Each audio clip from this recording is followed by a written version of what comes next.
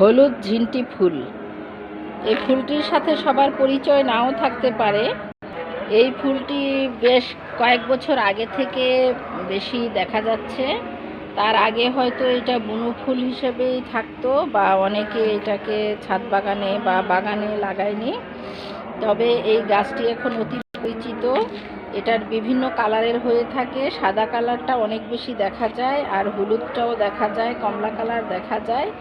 এটা 5 পাপড়ি বিশিষ্ট ঝিন্টি ফুল, হলুদ ঝিন্টি ফুল। এটার গায়ে অসংখ্য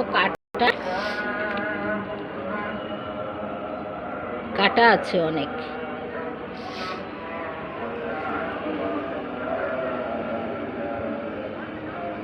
লক্ষ্য করলে বুঝবেন যে অনেক কাটা আছে।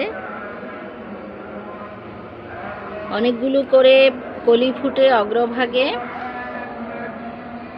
ফুল ফুটলে দেখতে ভালো লাগে এবং বিভিন্ন ধরনের কীটপতঙ্গ এর প্রতি আকৃষ্ট হয়, ফলে জীববৈচিত্র্য বজায় থাকে। ডাল থেকে এর বিস্তার হয়।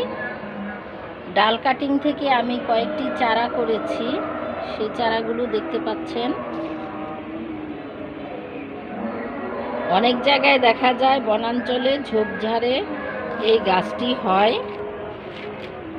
এছাড়া এর আরেকটু হাইব্রিড প্রজাতি আছে। বেশি পাপড়ি বিশিষ্ট গাছগুলো শোভাবর্ধনের জন্য বাগানে লাগানো হয়। ঝিন্টি ফুল মূলত সৌন্দর্য বর্ধনের জন্য বাগানে লাগানো হয়।